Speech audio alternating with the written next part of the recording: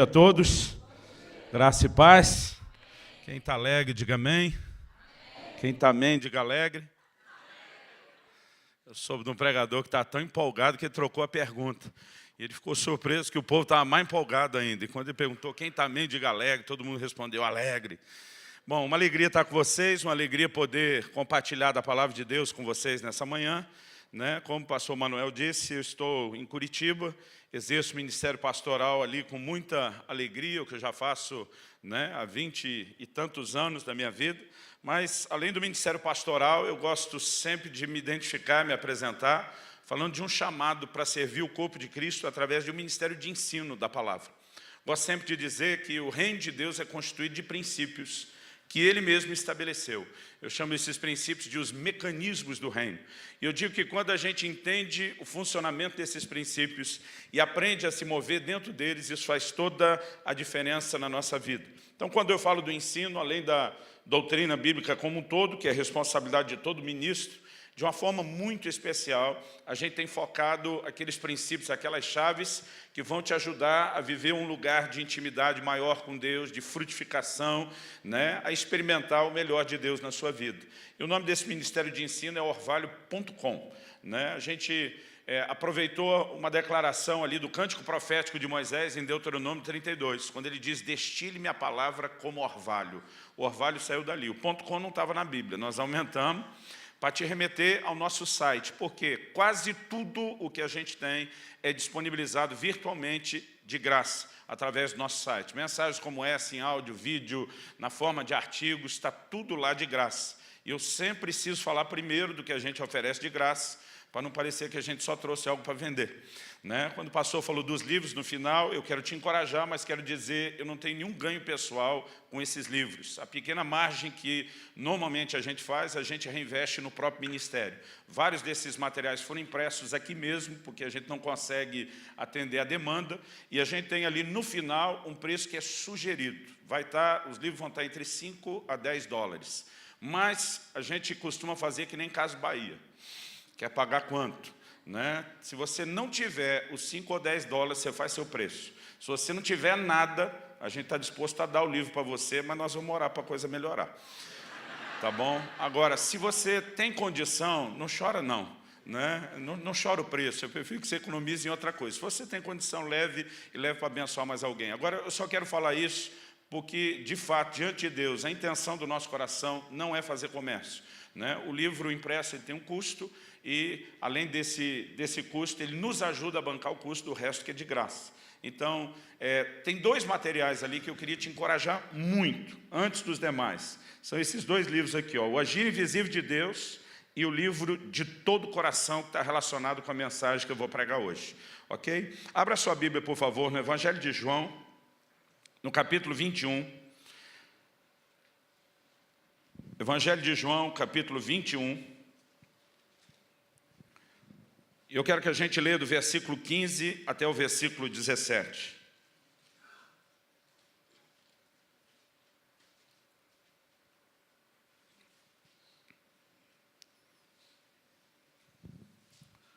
O texto sagrado diz assim, depois de terem comido, perguntou Jesus a Simão Pedro, Simão, filho de João, amas-me mais do que esses outros? Ele respondeu, sim, Senhor, tu sabes que te amo. Ele lhe disse, apacenta os meus cordeiros. Tornou a perguntar-lhe pela segunda vez, Simão, filho de João, tu me amas? E ele respondeu, sim, Senhor, tu sabes que te amo. Disse-lhe Jesus, pastoreia as minhas ovelhas. Pela terceira vez, Jesus lhe perguntou, Simão, filho de João, tu me amas? E Pedro entristeceu-se por ele lhe ter dito pela terceira vez, tu me amas? E respondeu-lhe, Senhor, tu sabes todas as coisas, tu sabes que eu te amo. Jesus lhe disse, apacenta as minhas ovelhas. Amém. Se puder, deixe esse texto aberto ou marcado. Eu fui questionado há muito tempo atrás pelo Senhor. Deus incomodou muito o meu coração, me fazendo refletir naquilo que a gente poderia classificar aí como mais importante. Numa certa ocasião, alguém perguntou ao Senhor Jesus qual é o maior de todos os mandamentos. Qual é o principal? O que vem em primeiro lugar? o que pode ser colocado antes dos demais? E Jesus nem titubeou. Ele respondeu na lata, né? E ele diz: amarás ao Senhor teu Deus de todo o teu coração, com toda a tua alma, com todo o teu entendimento e com todas as tuas forças. Depois ele diz: e ao teu próximo como a ti mesmo, e classifica isso como segundo. Ou seja, ao colocar isso como segundo, ele bota o resto da lista para depois desses dois primeiros. E ele diz que o que vem em primeiro lugar é não apenas amar a Deus, mas é amá-lo com o que eu gosto de classificar de amor total. Amar com tudo que há em você, de todo o coração, com toda a alma, com todo o entendimento, com todas as forças. E há mais de 20 anos atrás, um dia o Senhor me confrontou: se esse é o maior mandamento, por que é que se fala tão pouco a respeito disso na igreja? E na época eu levei um choque. Me lembro, isso aconteceu mais ou menos entre a virada de março para abril de 1994. Então já foram 23 anos. E na hora eu comecei a pensar, falei: realmente nunca vi um pregador desenvolver o tema.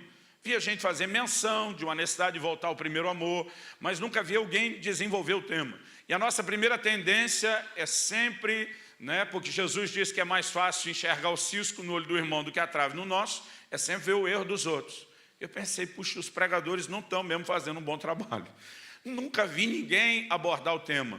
Mas na hora o Senhor falou ao meu coração e disse: e você? Por que é que nunca falou sobre isso? Eu emudeci, eu não tinha resposta. Eu realmente nunca havia pregado absolutamente nada sobre esse assunto. E naquele dia eu acordei: se isso é tão sério, se isso é tão importante, merece a nossa atenção.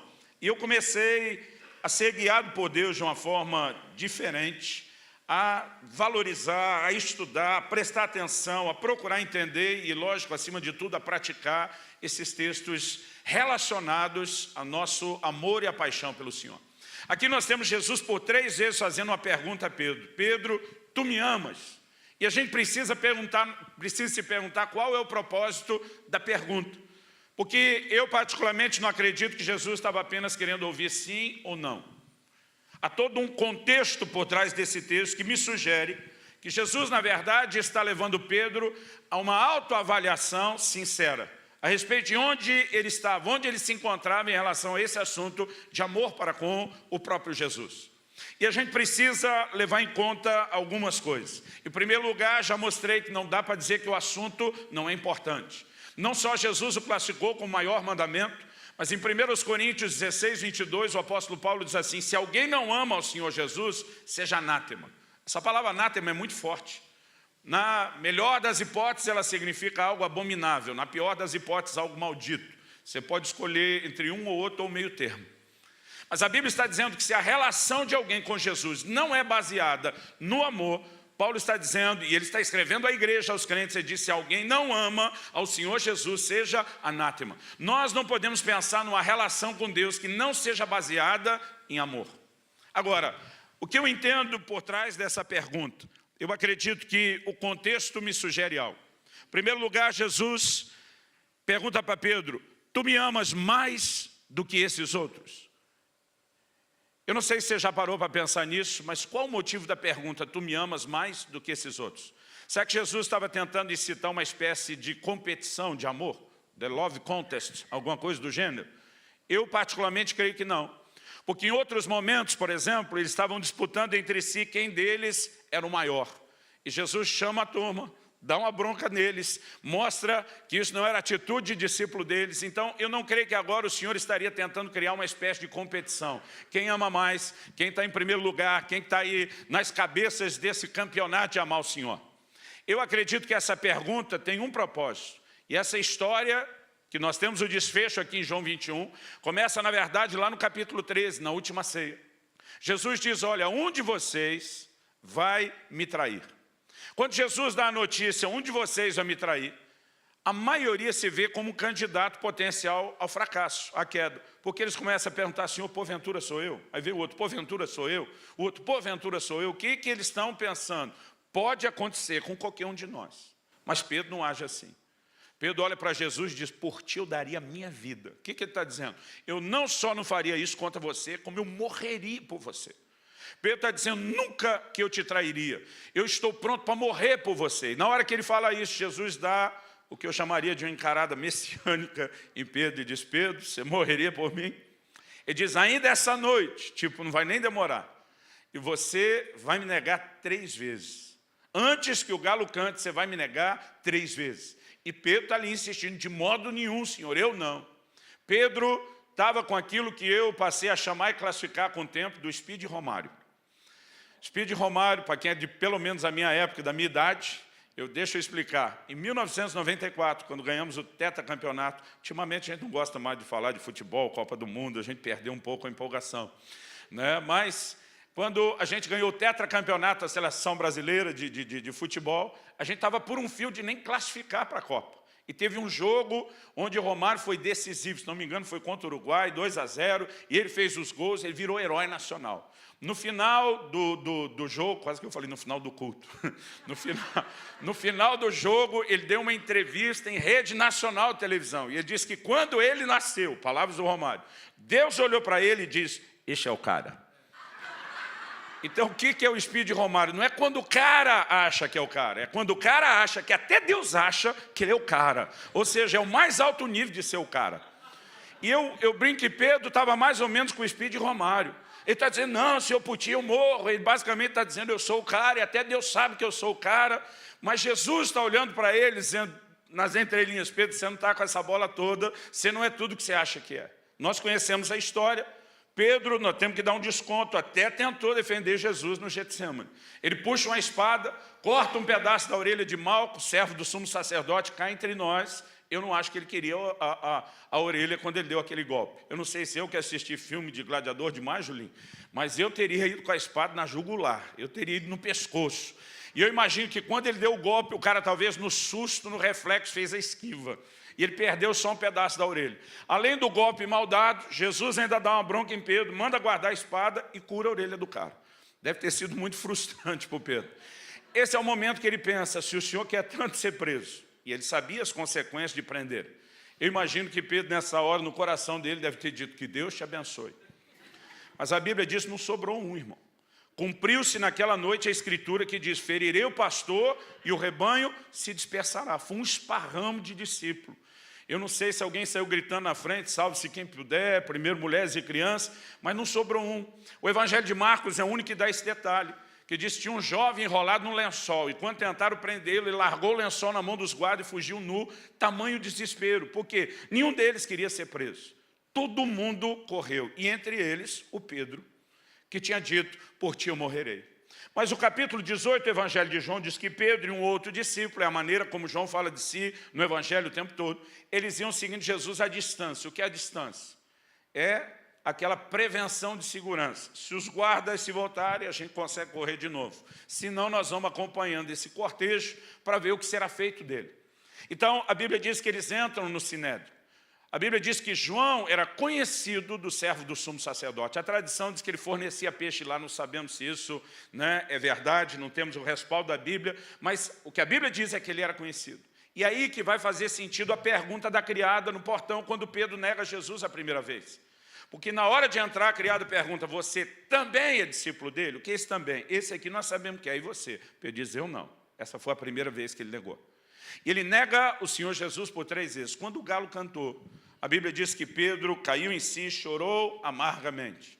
Agora, Jesus encontra Pedro, e não só por perguntar, você me ama mais do que os outros, mas tem um jogo de palavras aqui no original grego que se perde na tradução para o português, para o inglês, para o espanhol, para a maioria das línguas que eu conheço. Eles costumavam usar palavras distintas no original grego para especificar expressões distintas de amor. Então, por exemplo, tem uma palavra grega que é storge, ela é usada para amor familiar. Talvez, na hora de ligar para a mãe e dar os parabéns, o feliz dia das mães, e dizer, mãe, eu amo você, provavelmente se usaria a palavra storge. Agora, Jesus pergunta para Pedro, Pedro, tu me amas? E a palavra usada no grego aqui é agapau, uma derivação de ágape. O amor perfeito, o amor do tipo de Deus, o amor sacrificial. Agora, Pedro responde, usando uma outra palavra, e diz, tu sabes que eu te amo? Filéu. Filéu é amor fraternal, amor de amigo, amor de irmão. Eles tinham ainda uma quarta palavra só para expressar conotação física de intimidade do casal. Se o marido dissesse para a mulher, benzinho, vamos fazer amor, a palavra que ele usaria é eros, falando do momento de intimidade deles. Então eles usavam especificamente a palavra que queria representar o que queriam dizer. Agora, quando Jesus pergunta, Pedro, tu me amas? Ele está perguntando agapau. E ele ainda pergunta, você me ama mais do que os outros? Tipo, esses outros sabiam que podia acontecer com eles. Ele estava dizendo, porventura sou eu. Você achava que era o cara. Você achava que morreria por mim. Agora Jesus chega e é como se ele dissesse, ei Pedro, você ainda acha que é o cara? Você tem amor sacrificial por mim? Embora Pedro responda, tu sabes que eu te amo positivamente, ele não usa a mesma palavra que Jesus fez na pergunta. A NVI, a nova versão internacional, quando foi traduzida para o português, a primeira versão, em 1994, eu lembro disso na minha mão, ela tinha sido, hoje eles mudaram, ela tinha sido traduzida assim, Pedro, tu me amas? E Pedro respondeu, tu sabes que eu gosto de você. Imagina a moça perguntando para o noivo ou para o namorado, benzinho, você me ama? E ele respondendo, te considero muito. Nós sabemos a encrenca que esse cara se meteu, não é o que ela está perguntando, muito menos o que ela quer ouvir. E Pedro, em outras palavras, está dizendo, amar eu amo, mas como diria aquela propaganda de antigamente, mas não é aquela Brastemp. Mas não é aquelas coisas. Eu até amo, mas não é tudo que eu achava, não é tudo que eu pensava. Quando Jesus pergunta, tu me amas mais do que esses outros? Ele está tentando mexer com Pedro, né, e basicamente perguntar se ainda acha que é o cara. E aquele amor sacrificial de quem morreria, eu acho que Pedro lembra da hora que correu, das vezes que o negou e diz, olha, amar eu amo, mas não é tudo isso não. E eu comecei a perceber por trás dessa pergunta um princípio importante. Eu creio que Deus quer que de tempos em tempos, cada um de nós, eu e você, possamos avaliar onde estamos em relação ao nosso amor para com Ele. Porque é possível a gente se equivocar. Irmão, eu me lembro quando eu era um adolescente, num culto, ninguém fez apelo, pastor Manuel, mas eu fui à frente, oferecido. Não houve um apelo específico, mas eu fui à frente, dobrei meu joelho e falei, Deus, quero me consagrar para ser um mártir da causa do Evangelho. Quero morrer por amor a Jesus. E naquele momento eu realmente acreditava que amava esse ponto para morrer. Graças a Deus não fui testado. Mas com o tempo eu comecei a perceber que aquilo que eu achava que tinha não era bem aquilo que ainda estava dentro de mim. E quando a gente olha para um princípio como esse, talvez a reação seja ao constatar que a gente não está onde deveria estar, obviamente de tristeza. A Bíblia diz que quando Pedro caiu em si, porque às vezes a gente está fora de si. Quando ele caiu em si, a Bíblia diz que ele chorou amargamente. Pedro está em crise. O texto diz aqui que em João 21, quando Jesus está tendo essa conversa com ele tinha voltado a pescar, coisa que ele tinha deixado de lado antes. Mas para mim, talvez a maior crise possa ser interpretada num outro aspecto. No Evangelho de Marcos, no capítulo 16, quando o anjo aparece às mulheres no túmulo para anunciar a ressurreição de Jesus, ele diz, ide e dizei aos discípulos e a Pedro que ele vai adiante de vós. Pedro é o único mencionado por nome. Eu particularmente acho, minha opinião, que se Pedro não fosse mencionado por nome, ele nem se consideraria mais parte dos discípulos. Esse é o momento que ele se imagina cortado da seleção, falando a linguagem de futebol. Jesus fala para ele por 3 vezes, apacenta as minhas ovelhas. Basicamente, eu entendo que Jesus está dizendo, ainda que seu amor não seja aquela Brastemp, eu não desisti de você, eu não desisti do meu chamado. Lá nos versículos 18, 19 e depois o 20, nós vamos ver que o Senhor Jesus usa a expressão que usou no início do chamado, segue-me. Eu creio que Jesus está olhando para ele e dizendo, eu não desisti de você. Mas ele quer que Pedro reconheça que ele ainda não está onde deveria estar. Porque quando a gente se engana, quando a gente se equivoca achando que está amando mais do que deveria, dificilmente nós vamos corresponder com o que Deus espera de nós, com aquilo que é chamado de o maior mandamento, de amá-lo com esse amor total, com tudo que há em nós. Eu me lembro quando Deus começou a ministrar essas coisas ao meu coração, eu fiquei muito triste, porque eu comecei a enxergar o meu próprio coração, a minha condição, e dizer comigo mesmo, eu, a semelhança de Pedro, também estou só no filéu, e era um filéuzinho de nada. Mas o que Deus falou ao meu coração a seguir, dentro desse texto, na verdade me confortou. Porque, olha comigo os versículos 18 e 19, de João 21. O texto diz, em verdade te digo, que quando eras mais moço, tu te cingias a ti mesmo, andavas por onde querias. Quando, porém, fores velho, estenderás as mãos, outro te cingirá e te levará para onde não queres. Durante muito tempo, nas Bíblias minhas de estudo, eu tinha um ponto de interrogação do lado desse versículo. Só faltava escrever mistério. Porque eu ficava pensando que conversa é essa. Mas o versículo 19 explica, disse isso, para significar com que gênero de morte Pedro havia de glorificar a Deus. Então vamos entender essa conversa. Pedro tinha dito, Senhor, por ti eu vou morrer, vou dar minha vida. Mas correu, mostrou que não estava pronto para morrer, que não tinha agapau, que não tinha amor sacrificial.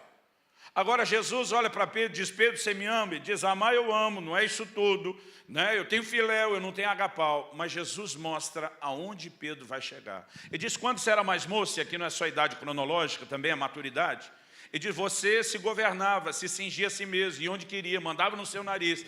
Quando fores mais velho, e eu creio que isso também não é só idade cronológica, mas também maturidade, ele diz, outro te cingirá, te levará para onde não queres. Ele está dizendo, você deixará de se governar, Pedro, para ser governado. E ele diz, estenderás as mãos. Olhe para cá um pouquinho.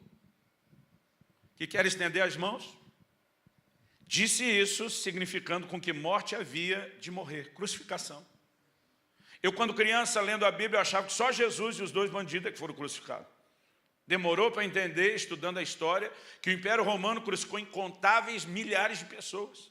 E Jesus está dizendo, Pedro, você desperdiçou a primeira chance de demonstrar que poderia morrer por mim, mas eu vou te dar uma segunda.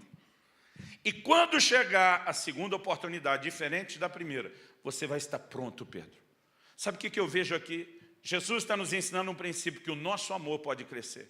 Ainda que eu e você possamos constatar que não estamos onde deveria, isso não deveria servir para desanimar a mim ou a você, pelo contrário, deveria nos impulsionar, deveria nos estimular a dizer, se eu não estou no lugar que deveria em relação ao amor ao Senhor, então eu vou perseguir isso, eu vou investir nisso, eu vou trabalhar para que o meu amor cresça.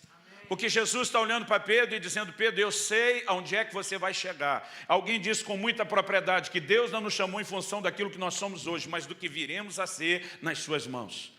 Ele não está esperando alguém de nós tropeçar para pisar na gente e dizer, pois é, você realmente não presta. Algo que nós precisamos entender nesse coração amoroso, gracioso de Deus, é a capacidade de olhar para mim e para você, querido, enxergar além do nosso momento presente de incapacidade, do momento passado de falha, e ver o nosso crescimento.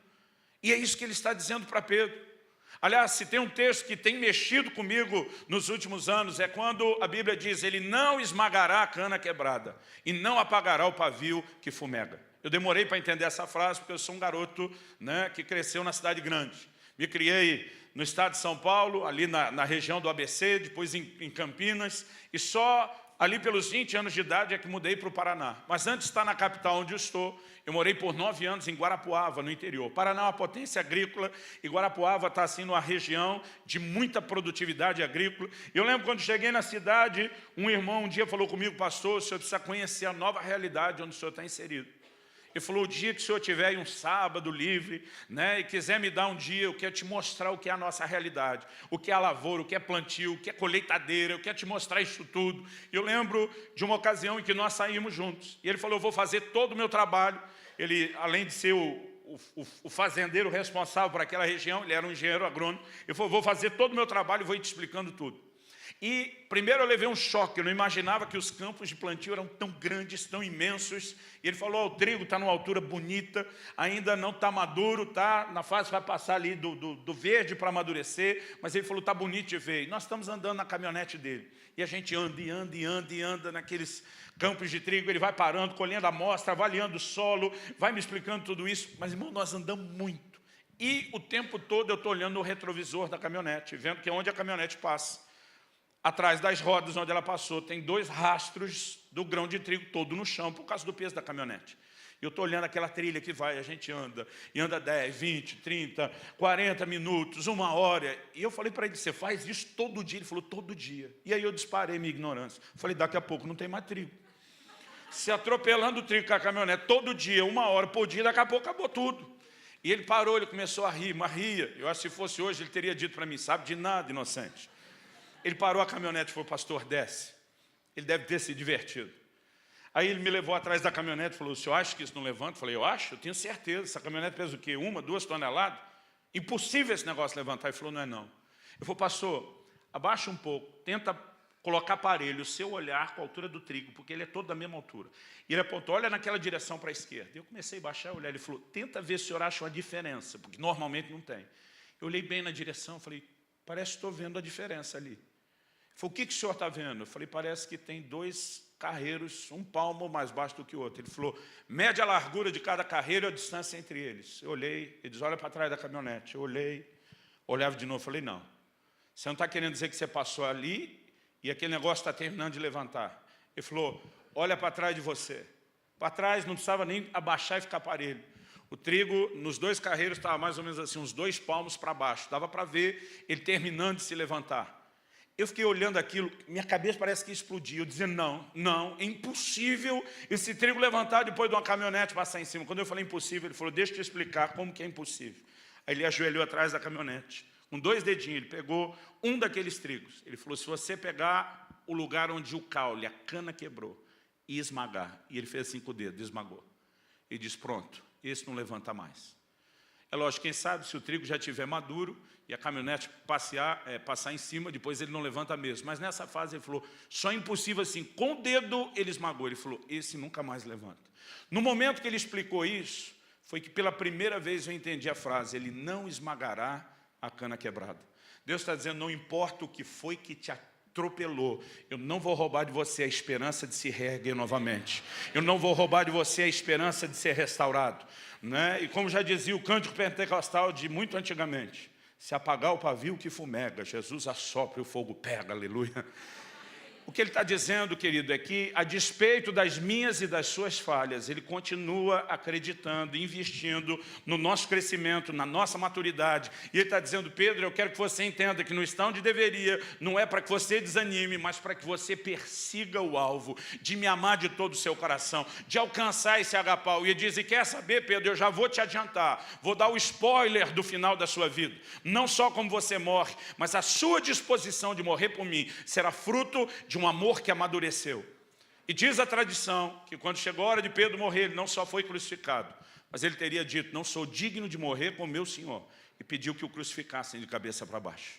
Ou seja, o amor, o meu e o seu amor, pode crescer. Mas em terceiro e último lugar, eu quero chamar a sua atenção para uma outra verdade que eu entendo aqui. Eu queria só, antes que você virasse para o irmão ao seu lado e falasse para ele, Deus acredita em você. E aproveitando o Dia das Mães, fala para ele, Deus acredita em você mais do que sua mãe. Porque, gente, mãe é mãe, fala sério. Eu vi uma história de uma mãe que foi ver o filho desfilar na parada militar. E o menino conseguiu a façanha de marchar no compasso errado da tropa o tempo todo. Quando todo mundo erguia a perna direita, ele a esquerda e vice-versa, do começo ao fim. Diz que a televisão acompanhou ele o tempo todo. No final, não sei como, acharam a mãe e ainda foram entrevistar. Como a senhora se sentiu vendo seu filho marchando no compasso errado da tropa? A mãe respondeu, meu filho não fez nada errado, quem estava errado era o resto da tropa. Eu penso, é coisa de mãe mesmo. O resto da tropa está errado, meu filho não. Mãe, ela só vê tudo de bom e nada de ruim no filho. Mas deixa eu te dizer, querido, Deus acredita em você mais do que sua mãe. Eu vou repetir o que eu falei antes. Deus não nos escolheu só em função do que somos, mas do que viremos a ser nas suas mãos. O diabo tenta valorizar o fracasso do seu passado, a impotência do presente. Deus tenta te mostrar o potencial do seu crescimento. E nós precisamos focar nisso, nós precisamos olhar para isso e acreditar que não só o amor pode crescer, mas trabalhar, cooperando com Deus para que ele cresça. Em terceiro e último lugar, eu entendo que o amor não se expressa só em palavras. É lógico que as declarações são importantes, mas ele não se expressa só em palavras. Cada vez Jesus pergunta a Pedro, você me ama? Ainda que Pedro diga, amar eu amo, não é aquela Brastemp, não é isso tudo. Jesus olha para ele e ele diz, apacenta as minhas ovelhas. O que é que Jesus está dizendo? Pedro, se você me ama, demonstre isso, amando aqueles que eu amo. Pedro, se você se importa comigo, demonstre isso, amando aqueles com os quais eu me importo. Em 1 de João 3,18, a Bíblia diz, amados, não amemos somente de língua, né, de palavra, mas de fato e de verdade. Então o amor tem que ser mais do que palavras. E aqui Jesus está dizendo, mais do que você declarar que me ama, Pedro, mais do que você cantar que me ama, eu quero que você demonstre isso com trabalho. E algo que é justo dizer aqui é que quem ama, trabalha. Falando no contexto de Deus, ele está dizendo, se você me ama, apacenta as minhas ovelhas. Deus está dizendo, sabe como eu quero que você expresse seu amor, Pedro? Não é só dizendo que me ama, mas demonstrando, estendendo o meu cuidado para com aqueles que eu amo. E aqui eu quero mexer num ponto importante, nesse meu terceiro e último ponto da mensagem. Esse pode ser talvez um termômetro que nos ajude a medir o primeiro, naquela autoavaliação para descobrir onde estamos. Ele pode ser um termômetro que nos ajuda a medir o segundo, se o amor está ou não crescendo, de acordo com a nossa disposição de trabalho. Eu sei que é uma mudança enorme de uma geração para outra. Eu não sou assim tão velho, mas como nasci, me criei no Evangelho, eu peguei o comportamento de uma geração e hoje eu vivo outro. A geração dos meus pais era o que nós poderíamos chamar da geração trabalho. Irmão, domingo era o dia da canseira. A gente acordava cedo, ia para a escola bíblica dominical, depois tinha culto. Depois do culto, papai ainda atendia um monte de gente, a gente era dos últimos a sair à igreja. Domingo era o dia que a gente ia almoçar tarde, passar fome, eu lembro quando criança, porque além de ser os últimos a sair, era 2, 3 ônibus para casa e nem sempre mamãe tinha deixado o almoço adiantado, né, no sábado à noite. Depois, à tarde, ainda tinha evangelismo, visita, ar livre, dependendo, né, o lugar onde você congregou, mudava o nome. E à noite um outro culto. Eu nunca entendi por que a gente tinha que ir nos 2 cultos. Mas era o dia da canseira, mas essa geração respirava trabalho. Irmão, você convocava a turma, vamos fazer algo, está todo mundo lá. Não tinha que insistir, não tinha que implorar, não tinha que apelar, não tinha que fazer nada disso. Parece que era uma geração que respirava trabalho. Às vezes era até muito ativista, mas respirava trabalho. Hoje a nova geração tem um outro comportamento. Eu não sei exatamente como a coisa está aqui na América, mas como homem é homem em todo lugar e a globalização está comendo solta, eu imagino que não é diferente. Hoje o que existe é uma mentalidade de consumo. Camarada vem para a igreja, não tem aquela disposição de se envolver e dizer eu vou servir, eu vou ajudar. O que ele vem é cobrar um alto nível de serviço. Ministério infantil está da mais alta qualidade, porque se não tiver, ele vai para a concorrência. Ele vai para outra igreja. Aí você propõe para o camarada, diz, meu amigo, você quer ajudar a cuidar das crianças? Não. Dos seus filhos? Não. Quem tem que cuidar é vocês. Você vai percebendo, outro dia um falou para mim no final do culto, não gostei dessa música cantaram hoje. Eu não aguentei, Manuel. Olhei para ele e falei, por acaso foi para você que nós cantamos? Porque agora o louvor e a adoração não é mais para Deus, querido, é para as pessoas. Daqui a pouco vão ligar para o líder do louvor, vão fazer que nem na rádio. Vão escolher a música e ainda dedicar para alguém. Nós não estamos percebendo, mas aos poucos a mentalidade de consumo vai entrando. E ela tem regido uma geração. Porque é assim que as coisas funcionam do lado de fora. E a gente não percebe que a gente vai trazendo isso para o lado de dentro. Querido, deixa eu te dar uma boa notícia. Você não só tem a responsabilidade de trabalhar e servir no reino de Deus, mas isso é uma das formas de medir a sua paixão pelo Senhor. Ou seja, nós precisamos entender que uma das formas de declarar amor por Jesus é arregaçar as mangas, é botar a mão na massa e dizer, estamos juntos, nós vamos trabalhar, nós vamos fazer algo para o Senhor. Nós precisamos expressar esse amor ganhando pessoas e ajudando a cuidar delas, servindo uns aos outros. Não falo apenas de servir, querido, a estrutura, que é importante e necessária, mas viver uma vida de serviço para as pessoas como uma expressão do nosso amor para com Jesus. Porque, na verdade, a gente não deveria fazer nada pensando que está fazendo para os outros. A Bíblia diz, tudo quanto fizerdes, fazer como ao Senhor e não aos homens. Então, quando eu sou movido de paixão por Ele, eu faço tudo como se fosse para Ele. Eu vejo toda a oportunidade de servir as pessoas como sendo uma forma de expressar o meu amor a Ele. Então, na hora de autoavaliar onde eu estou, eu preciso ver minha disposição de trabalhar. Irmão, alguns meses depois que Deus me deu essa palavra, eu já falhei a primeira vez. Eu lembro de um dia que eu desanimei. Tinha um grupo de irmãos na igreja, pastor Manuel, que eu apelidei de os tribulosos, porque geravam muita tribulação para a gente. Pensa nos barraqueiros.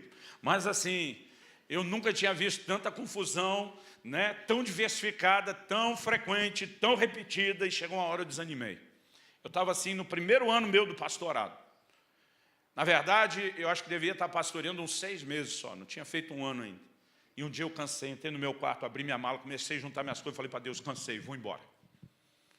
Engraçado, irmão, que tem hora que você quer que Deus fale com você, Ele não fala. E tem hora que você não queria que Ele falasse com você, Ele fala. E aquela hora eu não queria, eu estava com raiva, não estava orando. E o Espírito Santo falou ao coração, você não ama esse povo para se sacrificar por isso? Eu falei, não amo não. Já aprendi, irmão, que não adianta você tentar driblar Deus. Ele é onisciente, sabe tudo. Falei, tem que ser honesto. Falei, não amo não. O que eu amava, deu para ver até aqui. Deu para sacrificar até aqui. Daqui para frente, não amo mais, não sacrifico mais. E estou juntando minhas coisas. O Espírito Santo falou de novo ao meu coração. Você me ama? Falei, você sim, eles não. Vamos separar as coisas. Porque eu não sabia, irmão, que eu estava sendo atraído por uma armadilha. Me senti um peixe achando que engoliu uma minhoca que estava lá e não percebi que era um anzol. Quando eu falei, você eu amo, eles não. O Senhor disse, então se você não consegue permanecer por amor a eles, eu espero que no mínimo você permaneça por amor a mim. Eu levei um susto. Eu não queria nem ouvir o Senhor falando comigo naquela hora. Eu levei um choque. A minha vontade era olhar para cima e dizer, apelou, hein? E eu lembro que eu olhei para a mala olhou para mim. Eu pensei, por amor a você eu consigo. E deixa eu te dizer, querido, são 20 e tantos anos do ministério. Esse ano eu estou fazendo 24 anos só de ministério pastoral. Mas foram 3 anos de itinerante antes do pastorado. São 27 anos de ministério. Eu posso te garantir que esse clima entre eu e a mala já rolou várias vezes. Várias outras vezes eu olhei para a mala olhou para mim e rolou aquele clima. Eu já pensei várias vezes em desistir, se não fosse de tudo, pelo menos de algum lugar, pelo menos de um grupo de pessoas. Mas sabe o que me motiva a continuar a não desistir? É o amor pelo Senhor. Amém. Queridos, são 27 anos viajando. Eu fico em média 3 dias por semana, fora de casa. Quinta, sexta, sábado. Um domingo por mês. Eu estou agora, esses dias, meu filho casou essa semana aqui nos Estados Unidos, então está a família toda. Então eu estou com eles todos os dias, aí nos últimos 10 dias. Isso está uma festa. E normalmente não é a minha realidade. Eu fico 3 dias por semana. Outro dia uma falou, só 3? Falei, só 3, irmão? É quase metade da semana. Pensa isso toda semana por tantos anos. Outro dia um amigo meu, falei, cara, você está viajando mais. Ele falou, não, minha sogra veio morar em casa, eu fui para o itinerante. Apesar dele estar brincando, eu pensei que em alguns casos isso pode até ser verdade. Não é o meu caso. Deus me deu uma esposa querida, filhos preciosos, eu amo minha família, querido. E cada vez chega a hora de viajar, meu coração aperta. Tem hora que eu vou para o aeroporto chorando, tem hora que eu vou, pego o carro, vou para a estrada chorando, tem hora que eu não quero largá-los. Mas outro dia alguém perguntou, pastor, de onde o senhor arranca o pique, a energia, para fazer o que o senhor faz, para correr o Brasil, para correr o mundo? Eu falei, eu faço isso por amor a uma pessoa. E isso é o que me motiva. Tem hora que eu não consegui dormir, tem hora que eu não consegui comer, e tem que, como diz lá o livro de Hebreus, da fraqueza, arrancar força. Mas o que me move, querido, é o amor ao Senhor. Porque eu descobri que qualquer outra motivação com o tempo some. Tem gente que faz o trabalho, querido, só para ser reconhecido. Eu não estou dizendo que é errado reconhecer. Se Deus trabalha com galardão, no mínimo deve ser certo, Ele está inspirando a gente a reconhecer. Mas quem faz só para ser reconhecido, o dia que ele parar de ser reconhecido, ele para de fazer. Porque a motivação era só ser reconhecido. Eu nasci e me criei numa estrutura muito simples de família, financeiramente falando. É mais bonito do que chamar a pessoa de pobre, a gente diz simples, Agora, já na minha adolescência, eu comecei a receber palavras proféticas do que seria meu ministério. Tinha coisas que era difícil acreditar. Eu lembro que, penso na turma que não sabe guardar segredos, são esses profetas. E os caras vinham e botavam a mão na minha cabeça, vai chegar o dia que você vai ficar cruzando os céus dessa nação de avião de um lado para o outro. Irmão, tinha vontade de rir. Eu nunca falei mal da Sara que riu, porque tem coisa que é engraçada. Você não está na perspectiva de enxergar aquilo e parece engraçado. Eu nunca tinha andado nem de teco-teco. Pensava um dia se eu ia subir para o céu daqueles balão dirigível. Aí os caras falando de andar de avião. E a primeira, irmão, você não esquece. Eu lembro que eu tirei foto de tudo, até do bagageiro. Eu acho que o povo ria de mim. Eu lembro que eu estava no aeroporto dizendo, meu Deus, é bem mais limpinho que as rodoviárias. Eu ficava impressionado. Eu ia no banheiro, pastor Manuel, só para gastar a taxa de embarque, que eu achava muito cara. Eu dizia, não, vou gastar essa água, esse papel, eu tenho direito. Porque, cara, não tinha nada a ver com a minha vida. Ou seja, no início do ministério, eu me encantei com um glamour de vida que era uma coisa que eu não tinha. Irmão, eu já comi o melhor dessa terra. Se ainda estou fortinho hoje, você tinha que ter me conhecido 50 quilos atrás. E outro dia um irmão falou, pastor, o senhor realmente tem comido o melhor dessa terra. Eu passei a frequentar os melhores restaurantes do Brasil e do mundo, com a hospitalidade dos irmãos, a ser recebido com carinho nas casas. Me lembro de um dia que eu fui recebido numa casa em São Paulo. Irmão, parecia coisa de filme. Até hoje não sei que carro me pegou no aeroporto. Era um negocinho, nunca vi antes, nunca vi depois. Um motorista, Julinho, de cap, parecia coisa de filme. O cara me deixa assim, eu não sei se eu chamo aqui de uma mansão ou uma pequena cidade. Era uma casa impressionante. Os donos da casa estão me esperando na porta, a hora que eu entro. Do lado deles, 2 empregadas uniformizadas. Parecia coisa de filme. A hora que eu entro, ele, quero te dar as boas-vindas. E ele olha para mim e diz, enquanto o senhor estiver debaixo do meu teto, o que desejar a sua alma. Contratei essas 2 cozinheiras, em tempo integral para lhe servir. Eu olhei e falei, sério? Falou, sério. Eu na hora já falei, posso escolher o cardápio do almoço de amanhã? Pode. E falou, pastor, não estou falando só de qualquer culinária do Brasil. Falou, nós estamos em São Paulo, aquele orgulho do paulista. Qualquer culinária do mundo. Falei, meu Deus. Aí eu olhei para a empregada e falei, eu já quero escolher o cardápio, só vai anotar ou guarde de cabeça? Uma empregada era tão fina, pode falar assim, que eu fiquei com vergonha. Eu me senti mal de tão fina que a empregada era. Pode falar, senhor. Eu falei, para o almoço de amanhã eu vou querer, anota aí, arroz, feijão e ovo. Quando falei ovo, ela arregalou os olhos. O dono da casa falou, não, pastor, o senhor não está entendendo. Eu falei, não, quem não está entendendo é você. A conversa não era o que desejar a minha alma. Falou, falei, o que minha alma está desejando é arroz, feijão e ovo.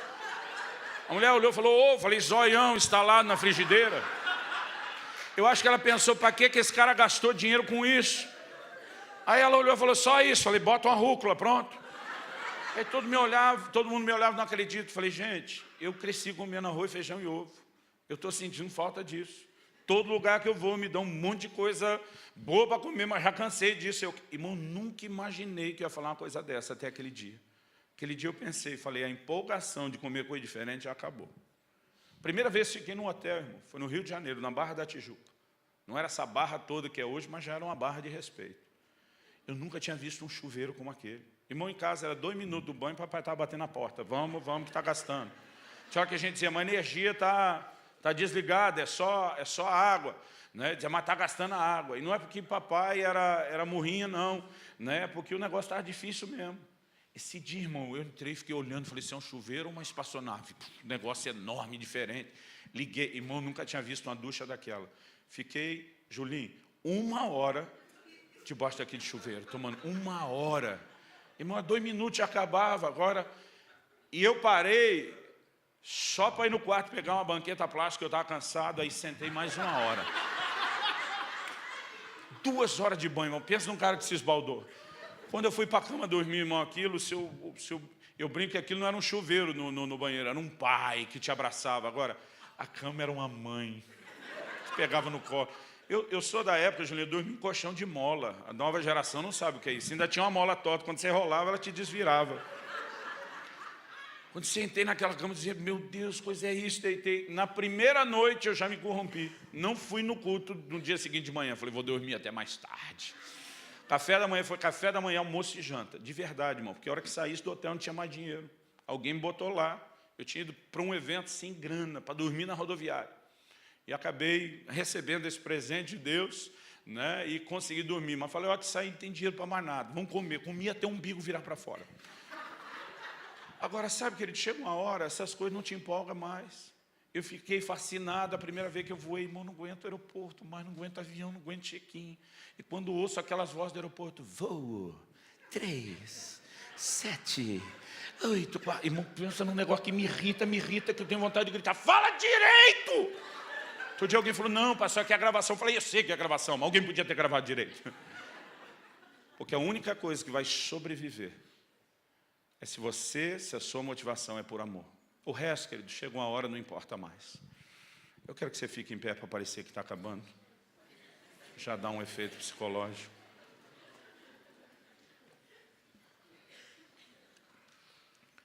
Eu gostaria que nós orássemos. E que você pudesse, nesse momento, talvez usar da sabedoria da oração do salmista. Sonda, meu Deus. Conhece o meu coração. Eu creio que assim como Jesus perguntou a Pedro, o Senhor quer trazer esse questionamento ao seu coração hoje. Tu me amas? Você me ama? Eu não creio que ele pergunta para ouvir um sim ou não como resposta. Assim como o que ele esperava de Pedro era só ouvir o sim ou não. Mas esse tu me amas é mais ou menos quanto você me ama. Onde você está no nível do seu amor para comigo? Nós precisamos entender onde estamos. E quando ele quer mostrar que não estamos onde deveria, porque ele tem todo o direito de protestar. Para o anjo da igreja de Éfeso, aquela carta à igreja de Éfeso do Apocalipse, ele E diz, eu tenho, porém, contra ti, que abandonaste o teu primeiro amor. Um dia alguém me disse, pastor, ora por mim, eu estou em crise. Perdi o primeiro amor. Eu falei, não, então você não está em crise, você está em pecado. E ele levou um susto me olhando. Eu falei, sim, amar o Senhor de todo o seu coração, alma, entendimento, força, é o maior mandamento. E não amá-lo dessa forma é pecado. Jesus diz, lembra de onde caíste. Ele chama isso de queda. E diz, arrepende-te, porque está dizendo, você está pecando. Mas eu não vim aqui te apontar o dedo ou jogar pedra em você. A única razão pela qual Ele quer que a gente enxergue que não está onde deveria é para que a gente lute para retomar o que perdeu ou para alcançar aquilo que ainda não alcançamos. Ele diz, lembra de onde caíste e volta à prática das primeiras obras. Eu acho interessante esse lembra de onde caíste. Deus não está apelando para o senso de obrigação. Você tem que me amar porque esse é o maior mandamento. Porque apesar de ser um mandamento, você não tem que cumprir só com o senso de obrigação. Eu tenho um mandamento da parte de Deus de amar minha esposa como marido. Esse ano nós vamos completar 22 anos de casado. Mas se cada manhã que eu acordo ao lado dela, eu dissesse para ela, amor, amo você. Fazer o quê, né? Deus mandou, estou aqui para te amar. A gente não estaria casado esse tempo todo. Porque ainda que seja a minha obrigação, eu posso cumprir a obrigação com prazer. Eu acredito que Deus espera de mim e de você o mesmo. Quando Ele diz, lembra de onde caíste, Ele está apelando para a saudade. E a minha oração é que hoje o Espírito Santo te faça lembrar algo mais profundo que você já teve. Porque quando Ele apela para esse sentimento de lembrança e de saudade, Ele está querendo dizer, eu não quero que você venha só com o senso de obrigação. Eu não quero que você venha só com a minha cobrança. Eu quero que você lembre como já foi bom aquilo que nós tivemos. E que isso te atraia de volta ao lugar de intimidade. Espírito Santo, só o Senhor pode vivificar a Tua palavra no nosso coração. Porque senão terá sido só um discurso, só uma palestra. E nós precisamos de mais do que isso. Abre os nossos olhos. Encontre em nós um coração vulnerável, receptivo ao Senhor. Nós reconhecemos que ainda não Te amamos como deveríamos amar. E queremos nos arrepender, porque muitas vezes não percebemos que estamos quebrando o maior mandamento. Mas Te agradecemos pela forma como o Senhor estende o Seu amor e nesse dia nos chama de volta a um lugar não só de comunhão e intimidade, mas de expressar amor pelo Senhor. Como o Senhor demonstra que a despeito das nossas falhas não vai esmagar a cana quebrada e nem apagar o pavio que fumega. E como o Senhor nos chama não só nos avaliar, mas demonstrar o amor por meio de serviço. Que oportunidade de servir.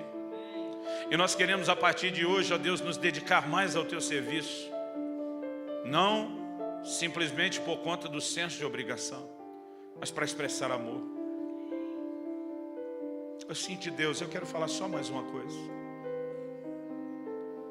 Essa igreja a quem o Senhor fala, lembra de onde caíste, era uma igreja de alta performance, a igreja de Éfeso. O Senhor começa dizendo, eu conheço tuas obras, teu labor, tua perseverança. Era uma igreja de produtividade. E de suportastes provas por causa do meu nome, não desanimaste, resiliência, perseverança. Puseste a prova os que dizem apóstolos não são, os achaste mentirosos, controle de qualidade. Mas a gente olha para essa igreja, é uma igreja de alta performance. Mas o Senhor diz, mas eu tenho contra você, que a sua paixão está embaixo.